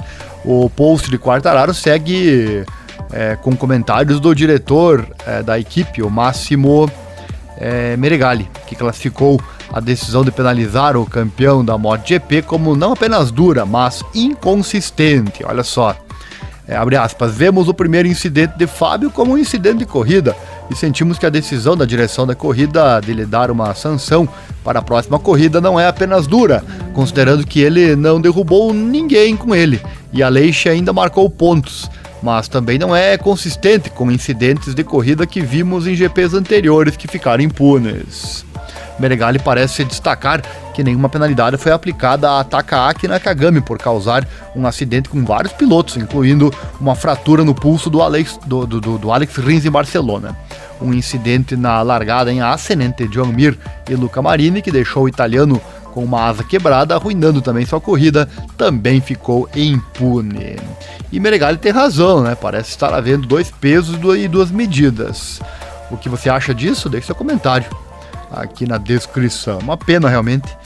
E claro que são incidentes diferentes, mas é verdade, né? O que o Takaaki Nakagami fez com o Dovizioso e o Alex lá em Barcelona não é muito diferente do que o Quartararo fez com a questão do Aleix Espargaró. E no caso do Aleix Espargaró, ele ainda conseguiu retornar a corrida e acabar bem, ainda em quarto, mas foi dito aí então que tirou a vitória, ou a possibilidade de vitória dele. Enfim, deixe seu comentário aqui na descrição. O fato é que Quartararo vai ter que cumprir volta longa na próxima corrida. E por falar em Aleix Espargaró, temos que falar também da passadaça que ele deu no final da corrida, que foi algo realmente fantástico e que entra para a história. Olha só, a chicane final do circuito de Assen, a Catedral da Velocidade, é onde a história é feita. Kevin Schwantz versus Wayne Rainey, Nick Hayden versus Colin Edwards, Valentino Rossi versus Kaiser Stoner, Rossi versus Marc Marquez, e ainda agora então o Aleix Espargaró e o versus Brad Binder e Jack Miller. No caso do Aleix foi 2 passadaças em uma só, né? Foi realmente fascinante, 2 pelo preço de 1 lance, né, do espanhol, que culminou em um retorno notável depois que o rival do título, Fábio Quartararo, colidiu com ele na volta 5, fazendo com que Espargaró então batesse no cascalho na curva 5, gerando a punição ao Fábio Quartararo para a próxima prova, como já falamos anteriormente. Bom, após a corrida, Espargaró explicou então como a sua inacreditável dupla ultrapassagem se concretizou. E não se trata apenas de ser mais corajoso e mais tarde nos freios do que o Brad Binder e o Miller. Vem comigo que é bem interessante essa parte, olha só. Ele fala: então, 2 voltas para o final, eu consegui mapear 3, o que quase não foi fácil. Eu disse a mim mesmo, você tem que fazer a curva rápida, girando e carregando muito mais velocidade do que eles, e vale a pena, palavras do Espargaró, falando sobre a rápida curva 15 à esquerda, que traz os pilotos para a famosa sessão em Assen. Ele segue: a ultrapassagem foi no último freio, mas na verdade foi no canto esquerdo. Carreguei mais 20 km por hora. Era inacreditável a velocidade que carreguei. Então foi apenas a inércia que eu entro na curva. Vi que o Brad não estava super bem nos freios lá. E digo que entro e o bom é que até consegui parar a moto. Então estou feliz porque foi muito importante para os pontos. Isso aí mostra bem como os pilotos estudam uns aos outros durante as corridas, né? E durante toda a prova, Espargaró acertou os pilotos à vontade na chicane de Girtimer, mas a maioria das manobras foi montada na rápida esquerda de Ramschweck, com Espargaró capaz de ter uma velocidade de curva muito superior à da maioria dos seus rivais. Ele disse: eu ultrapasso, acho que 20 pilotos no mínimo. Acho que não ultrapassei em outros lugares. Acho que todas as ultrapassagens durante a corrida estavam lá. Cada ultrapassagem, cada volta, um cara lá. Legal, né? Por que Espargaró foi tão bom na curva 15? Bem, a nova carenagem da Aprilia, com a qual Espargaró e o terceiro classificado Maverick Viñales correram em Assen, certamente ajudou. Espargaró não correu com ela na Alemanha, devido ao calor que estava emitindo nas altas temperaturas, enquanto Viñales optou por correr em Sachsenring. Mas Espargaró usou isso com grande efeito na Holanda. Ele fala: muito.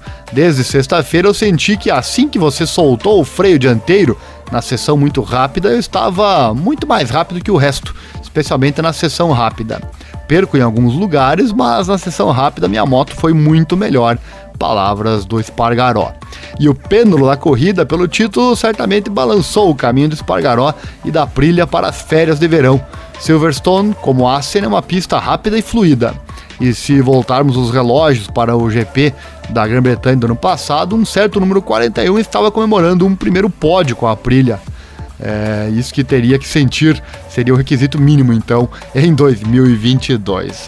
Olha, olho na Aprilia e olho no Aleix para a próxima etapa. Aleix contou novamente sobre os segredos da Aprilia. Estamos vendo um campeão aí? Não sei, mas possível campeão sim, com toda certeza. Deixe seu comentário aí na descrição. Próxima prova realmente é imperdível, meus amigos. A próxima etapa da MotoGP. E por falar em luta pelo título da MotoGP, a temporada está sendo única para Aleix e Espargaró, mas as consequências que a luta pelo título acarretam também se fazem sentir. Então a pausa de verão chega numa altura muito bem-vinda, é o que explicou o próprio piloto espanhol. Olha só, abre aspas: para ser sincero, estou muito cansado. Estou super exausto, preciso descansar, não preciso de 5 semanas de parada, mas este ano, especialmente em termos mentais, é completamente diferente de noutros anos. Acho que acaba por ser normal, pois estou lutando pelo título, disse ele. Começou por dizer Espargaró, acerca da pausa competitiva, que chegou numa fase boa após o piloto da Aprilia recuperar pontos preciosos para o Fábio Quartararo após a rodada em Assen. No fim do vídeo vou trazer aqui a classificação do campeonato. E ele encerrou dizendo: ainda no outro dia estava no meu motorhome vendo um filme com meu filho e estava cansado, mesmo muito cansado. Fui me deitar às 9 da noite, estava mesmo precisando descansar, preciso desligar a cabeça. E estou contente porque disse que queria tirar férias, ou quando as férias chegassem, queria estar a menos de 25 pontos do Fábio Quartararo, e eu vou continuar a pressioná-lo. Meta cumprida, ele está hoje a menos de 25 pontos do Quartararo. Que bom, Aleix, que bom que você está motivado pelo título, porque nós fãs estamos felizes com isso, afinal nos garante emoção. Por falar em emoção, falar aqui do Giacomo Agostini, prometi no boletim anterior trazer a sequência. Já fizemos uma homenagem lá no boletim anterior e agora a segunda parte da homenagem a este ícone do motociclismo, o homem com mais números na história da MotoGP. Nem o Valentino Rossi conseguiu vencer ele, olha só. E seria muito errado deixar o 80º aniversário do piloto de GP mais bem sucedido de todos os tempos passar sem algum tipo de reconhecimento. Como eu já disse, já fizemos isso no boletim anterior. Ele está muito bem aos 80 anos, hein? Tá com o físico realmente em dia. Giacomo Agostini ganhou 15 campeonatos mundiais e 122 GPs entre 1965 e 1976. Ninguém mais chegou perto, além do Valentino Rossi, que ganhou 115 GPs entre 1996 e 2017. Talvez se Rossi não tivesse saído da Yamaha no final de 2010, ele poderia ter quebrado o recorde do Ago. Mas isso tudo não passa de ser e mas. Agostini esteve em Sachsenring no domingo do GP, ainda parecendo melhor do que a maioria das pessoas de 60 anos. E quanto mais um octogenário, né? 80 anos de idade. Ele percorreu o grid da MotoGP, desejando felicidades aqui e ali. Os primeiros botões da sua camisa desabotoados contra o calor, revelando a medalha de ouro do campeão mundial da FIM, que ele sempre usa em volta do pescoço, como ele merece usar, sem dúvida, né? Ele fala, abre aspas, gostei do vento correndo em minha direção, da estrada veloz sobre rodas. Palavras do Ago sobre seu amor por motocicletas e corridas. Ele segue, e o que significa estar na frente, fazendo coisas que outros não podem fazer. Não para ter o número 1 na garagem, mas para fazer um trabalho que eu amo, disse ele. E pode-se argumentar que Agostini foi o primeiro piloto moderno de GP, o homem que abriu o caminho para as estrelas da MotoGP de hoje. Em 1975, Ago tornou-se o primeiro piloto a vencer o Campeonato Mundial de MotoGP, 500 cilindradas naqueles dias, a bordo de um motor 2 tempos, o motor que passou a dominar as corridas de GP para o próximo quarto de século, e ainda estaria liderando o caminho se a MotoGP não tivesse introduzido 4 tempos lá em 2002, com uma vantagem de 98% na capacidade do motor. Sim, é isso mesmo, incrível, né? 98%. No início da década de 70, Agostini tornou-se o primeiro a atrair o apoio financeiro não negligenciável dos fabricantes de cigarros que queriam promover seus produtos. Marlboro não só financiou Ago porque sabia pilotar uma moto, mas também porque era uma estrela de cinema em tempo parcial e um membro em tempo integral do Jet Set, então ele exalava glamour como um James Bond na vida real. As corridas de motos nunca pararam de mudar, mas talvez possamos fazer um contraste muito simples entre os anos 70 e agora, que é assim, naqueles dias era bravura, talento e simpatia mecânica pelo seu motor e chassi. Agora é talento, bravura e cuidar da pressão dos pneus dianteiros. Afinal, hoje o vencedor se limita a milésimos de segundo muitas vezes, né? As corridas de motos eram certamente mais românticas naquela época, durante a década de 60, quando Agostini estava ganhando tudo em sua toda poderosa MV Augusta. O jornalista americano Bob Otum descreveu o trabalho de Ago assim: correr e derrapar, e bater, e depois fazer amor e beber vinho. A história de Otum foi intitulada Viva, mas esconda suas mulheres. Qual dos jovens de MotoGP de hoje, atordoados e confusos por horas e horas olhando linhas onduladas em monitores de computador, pressionando a carne com patrocinadores e reunidos daqui para lá para sessões de autógrafos, depoimentos de mídia, sessões de selfie e tudo mais, não se inscreveria para o trabalho de Ago? Nem preciso responder, né? Mas para o bem ou para o mal, essa vida não está mais disponível para os motociclistas de hoje. O vinho, as mulheres e a música devem ter sido ótimos, mas Agostini correu durante uma época terrivelmente perigosa, quando as corridas de GPs matavam rotineiramente 3, 4 ou 5 pilotos a cada temporada. Por falar em vinho, a próxima notícia tem a ver com álcool, fique ligado, e é interessante. Abre aspas, em Spa-Francorchamps, em 1971, vi bandeiras agitadas e fardos de feno espalhados por toda parte em Blanquimont. os assustadores 240 km por hora à esquerda de Spa, lembra Ago. E ele segue: enquanto eu andava por lá, vi uma cabeça de um lado da pista e um corpo do outro. Não foi fácil correr assim. Naquela época só sonhávamos em cobrir as árvores com fardos de feno. Nem pedíamos que cortassem as árvores. Não podíamos nem imaginar pistas com área de escape, couros com blindagem e airbags. Muito menos airbags de macacão, né? Durante grande parte da carreira de Ago nos GP, sua máquina desfrutou de uma enorme vantagem técnica sobre o resto do grid. A fábrica da MV Agusta pertencia ao aristocrata Conde Domenico Agusta, que financiou seus empreendimentos de corrida com a fortuna feita por seu negócio de aviação, que construiu helicópteros sob licença para o fabricante americano Bell. Contratos altamente lucrativos com a Força Aérea do Shah do Irã e outros regimes duvidosos foram fundamentais para Augusta construir suas exóticas máquinas de 3 e 4 cilindros, que estavam em uma liga diferente das partidas Matchless e também Norton, que eram usadas no restante do grid. Portanto, muitas das 122 vitórias de Ago foram mais como procissões reais do que corridas, muitas vezes derrotando muitos dos seus rivais por uma ou duas voltas. Mas às vezes Ago tinha que lutar e quando o fazia, lutava como um leão. Em 1966 e 1967, a Honda entrou na categoria rainha com o Mike Hailwood, ainda classificado por muitos como o melhor piloto de todos os tempos. Agostini venceu Hailwood em 1966 e novamente depois no ano seguinte, 67. Nos 2 anos a pressão foi imensa, os 2 maiores pilotos do mundo contra as 2 maiores equipes de corrida do mundo. Os 2 eram amigos, mas isso não os impediu de serem totalmente implacáveis quando a bandeira caiu e a corrida começou. O companheiro de equipe júnior de Hailwood, o Ralph Bryans, que faleceu em 2014, relembrou um incidente durante o GP da Alemanha Oriental em 1966 em Sachsenring.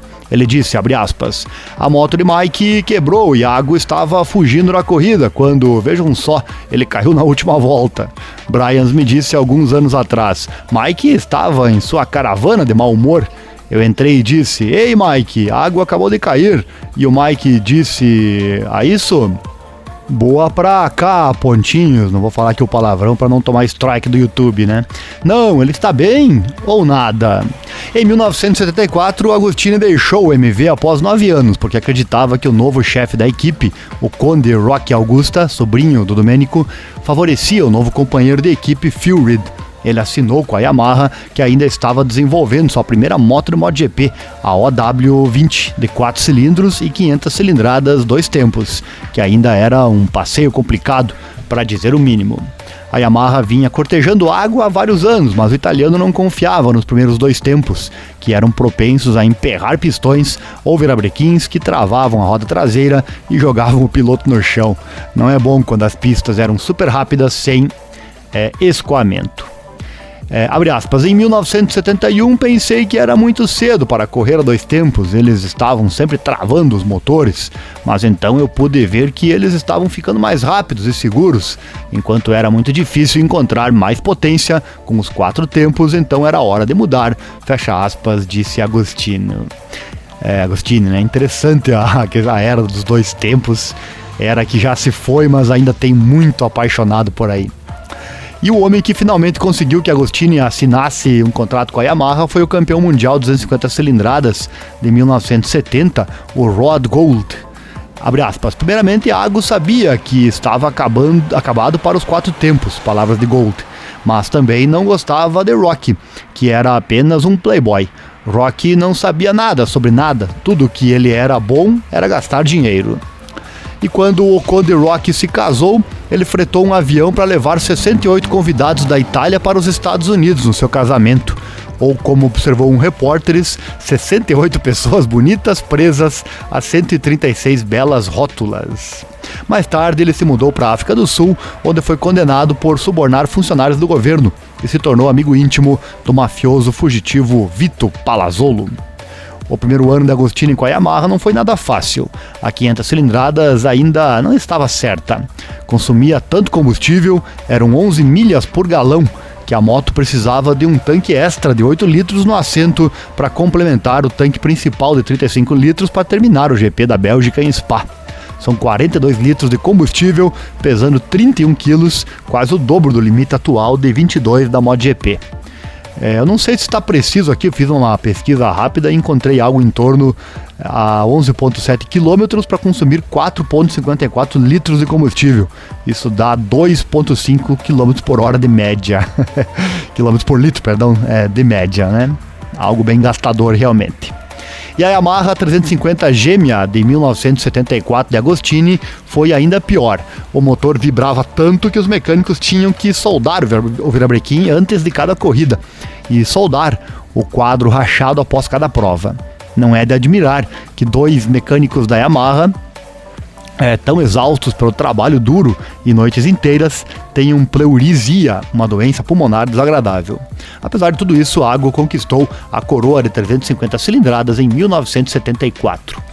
Em 75, as 500 cilindradas estavam prontas e a batalha pelo título mundial de 500 cilindradas daquele ano, a Ago na OW26, Reed ainda na MV, foi ainda mais intensa do que os duelos Ago-Helwood.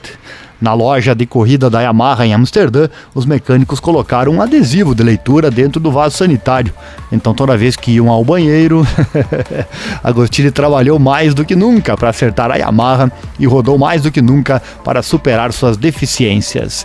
Ele venceu 4 corridas contra 2 de Reed, o suficiente para ganhar o último de seus 15 títulos mundiais. E ele é um dos maiores de todos os tempos do esporte e pode permanecer para sempre seu exponente de maior sucesso. Então, nunca devemos esquecer de saudá-lo. E com certeza ele merece tudo isso. Fica aqui nossa homenagem ao eterno Giacomo Agostini, o maior de todos os tempos em números. E voltando aqui à temporada 2022, deu ruim para o Pecco Bagnaia, olha só. As férias do piloto da Ducati de fábrica nas Ilhas Baleares não estão correndo como planejado. Ele saiu da estrada na terça-feira à noite com seu carro, um acidente, e os policiais encontraram-no em estado de embriaguez. De acordo com o jornal local Diário de Ibiza, o piloto da Ducati acidentou-se com seu carro pouco depois das 3 horas da manhã de terça-feira, sem envolver qualquer outro carro no acidente. Foi depois de comemorar a vitória em Assen com os amigos, disse Bagnaia nas redes sociais, que saiu de uma discoteca às 3 da manhã em Ibiza, na terça-feira, e posteriormente acabou com as rodas dianteiras do seu carro numa vala. Ninguém mais esteve envolvido no incidente, mas o jovem de 25 anos confirmou que o teste de álcool realizado pela polícia constatou que o nível de álcool no sangue era superior ao permitido pela lei espanhola. Ele escreveu: "Lamento o que aconteceu, eu praticamente não bebo e foi um grave descuido que não deveria ter acontecido." Palavras do Bagnaia em seu post nas redes sociais. E ele seguiu: "Peço desculpas a todos e posso garantir que aprendi minha lição. Nunca fique atrás do volante depois de beber álcool. Obrigado." Palavras do Pecco. E a Guarda Civil e a polícia local de St. Joseph foram para o local e submeteram Pecco a um teste de álcool, encontrando-o bem fora dos limites permitidos. Na Espanha, o limite é de 0,25 mg por litro, enquanto Bagnaia teria 0,87 mg por litro. A lei espanhola exige, nestes casos, que a carta de condução seja confiscada de 1 a 4 anos e que ele seja submetido a um julgamento rápido. Mas calma, hein? Calma. A carta de condução é para as ruas, obviamente, né? A carta para a MotoGP segue inalterada. Deu uma falhada aí o Bagnaia, deu uma rateada o Bagnaia. Ele que gosta...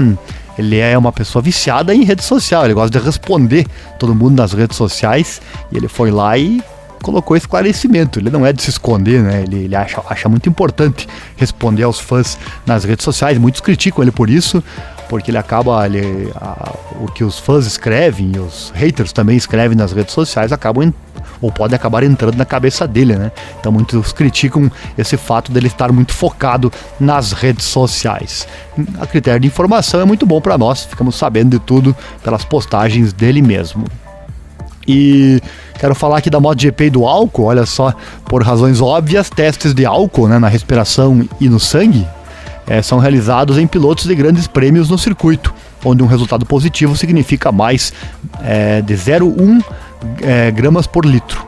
Uma versão editada das regras da MotoGP em relação ao álcool nos fins de semana de corrida é a seguinte, olha só.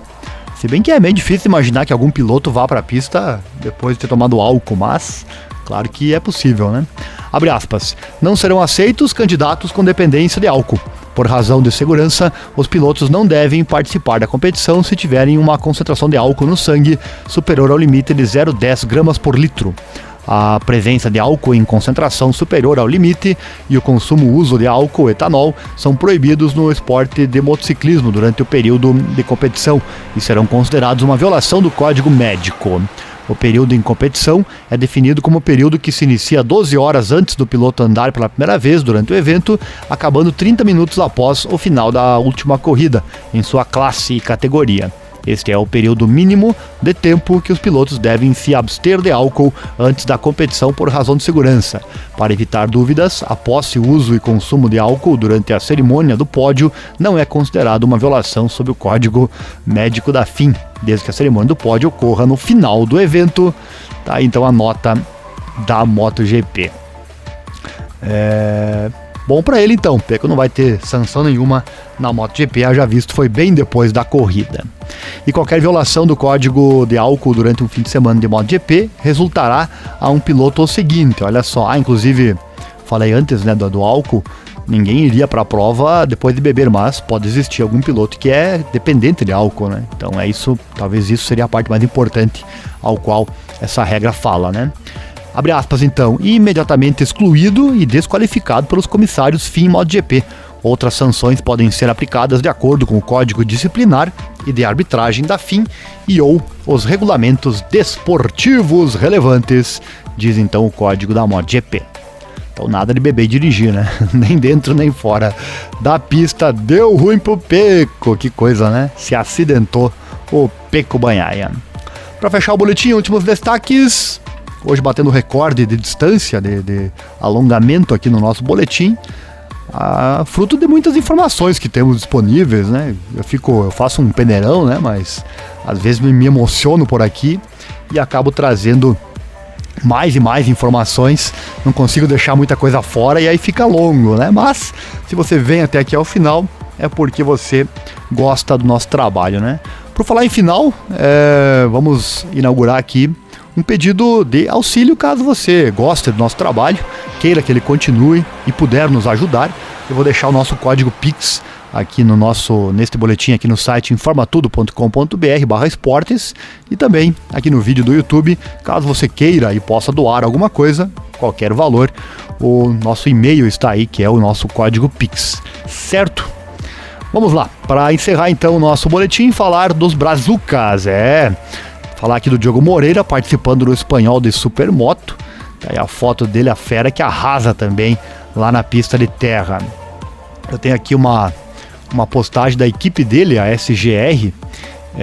Olha só, a segunda jornada do Campeonato Espanhol de Supermoto 2022, realizada na localidade galega de Forcarei, viu a estrutura da SGR brilhar novamente.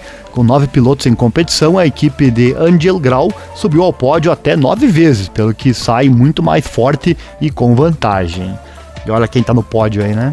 Desde quinta-feira, os pilotos e a equipe técnica têm trabalhado arduamente para melhorar em cada uma das entradas na pista, conseguindo mais uma vez resultados para a história. Diogo Moreira tem sido o melhor dos 2 dias de Golo, o mais rápido nos treinos cronometrados e na classificatória. O brasileiro da SGR venceu a primeira etapa do SM Pro e também Júnior e terminou em segundo na prova final, marcada pela chuva. Incrível, né? Mais uma apresentação sensacional também no espanhol. Desta forma, Moreira subiu na gaveta mais alta no Stretch, onde foi seguido pelos companheiros Sylvain Bidart e Ferran Cardus. E no SM Júnior, categoria em que Alejandro Rodrigues foi terceiro e Ruelen Ávila ficou a um passo das posições de honra. Em SM 85, SM Road 250 e Master 30, Max Serra, Paul Solá e Marcelo Silvério foram os responsáveis por ascender às terceiras posições em suas categorias. Tá, essa nota então da SGR, tendo aí o nosso Brazuca lá em cima, no topo do pódio. Fantástico, né? É fantástico esse Moreira, realmente uma grande esperança para nós. E também, além dele, temos outra esperança chamada Eric Granado, né? Relembrar essa magnífica vitória do Eric Granado na Moto E, na prova passada, prova que foi transmitida aqui no canal, pois ouvir o hino nacional em um fim de semana é sempre magnífico, né? Tá aí ele fazendo a festa, a corrida 2 da Moto E lá em Assen, trazendo então o Brasil e, claro, o hino nacional sendo entoado. O Eric postou nas redes sociais: uma semana atrás estávamos comemorando o P1 em Assen, na Holanda. Fantástico, né? E eu fecho o boletim então trazendo para você a classificação. Começar com o Mundial Superbike. Álvaro Bautista lidera 220 pontos, Jonathan Ray 184 pontos, Toprak Razgatlioglu é o terceiro, 141 pontos. Depois tem Andrea Locatelli, 108. Nos construtores, Ducati é a primeira, 220. Kawasaki é a segunda, 197, terceira Yamaha, 171, Honda é a quarta, 105, BMW é a quinta, 71 pontos. Próxima etapa do Mundial Superbike, lembrando, acesse qualquer notícia aqui no nosso site informatudo.com.br/esportes, no rodapé, não importa o assunto e o tipo de esporte, no rodapé sempre vai ter para você o calendário das próximas etapas e quais nós vamos transmitir. Normalmente são todas, né? O Mundial Superbike tem o GP de Donington Park, no Reino Unido, de 15 a 17 de julho, né? Portanto, sem ser este fim de semana, no próximo, sábado, corrida 1, domingo, corrida 2. As duas, se for possível, serão transmitidas aqui pelo nosso canal. Tem ali o calendário para você, no sábado às 10 da manhã e no domingo, a corrida 2 também será às 10 da manhã. Dando sequência, vamos com uma Moto E classificatório. O Dominique Agerter segue líder, 158 pontos, tem 3 vitórias até aqui na Moto E. O Eric Granado é o segundo colocado, 126,5. Isso aqui se deve à corrida 2 de Assen ter sido encerrada antes da hora, e daí a metade dos pontos apenas foram computados, né? Pena pro Eric, mas o que vale é a vitória. O Eric que tem 2 vitórias até aqui na competição. Matteo Ferrari é o terceiro colocado, tem uma vitória, 112,5 pontos. Mattia Casadei vem na quarta posição também com uma vitória. Essa é então a Moto E. Vamos aguardar a próxima etapa. Moto 3, Sérgio Garcia é o líder, 182 pontos. O espanhol tem 3 vitórias até aqui. Isa Guevara é o segundo colocado, a briga tá bonita, em 179 pontos. O Isa Guevara tem 3 vitórias na Moto 3. O Denis Fodde é o terceiro colocado. Denis Fodde tem 115 pontos. Acabou abandonando na última prova, né? Tem uma vitória até aqui. Ayumu Sasaki é o quarto, 113. Também tem uma vitória. O Jaume Maziar, quinto colocado. Ele tem 2 vitórias na Moto 3. Denis Onchu vem na sexta posição, persegue ainda sua vitória. O Diogo Moreira é o 15º colocado, 34 pontos conquistados. Teve vários abandonos, né? O Diogo Moreira teve 4 provas que o Diogo Moreira não concluiu na temporada. Isso aí pesa, né? 4 provas são 100 pontos em disputa, né? Muita coisa realmente. Mas o Diogo Moreira já mostrou tudo que tem a mostrar em 2022, que venha, claro, a sequência do campeonato, mas que venha logo 2023, onde certamente ele deverá ir para uma equipe melhor. Já tem muita gente de olho nele, né? Na Moto 2, Celestino Vietti segue líder, 146 pontos. Celestino Vietti tem 3 vitórias na Moto 2. O segundo colocado está empatado, hein? O Augusto Fernandes também tem 146 pontos. O Augusto Fernandes vem com 3 vitórias até aqui e vem em franca ascensão. A Yogura, terceiro colocado, 145 pontos, também na briga. Olha o que é a Moto 2, né? Sensacional. O Ayogura até aqui tem uma vitória. O Aron Canet é o quarto colocado, ele que se acidentou de carro também, né? Acabou não participando da última etapa. Aron Canet não tem vitória, mas tem 4 segundos colocados, né? 116 pontos. Tony Arbolino é o quinto, 104. O Pedro Acosta é o nono colocado, 75. Vamos aguardar, por enquanto não há informações se ele vai voltar já na próxima etapa ou não, né?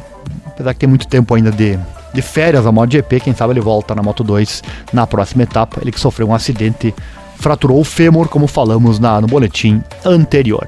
MotoGP, Fábio Quartararo então lidera, 172 pontos. Alex Espargaró, segundo colocado, 151.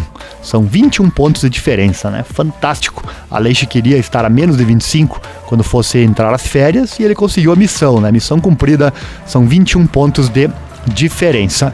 Quartararo já venceu 3 provas, Aleix Espargaró venceu uma prova apenas e ocupa essa posição, né?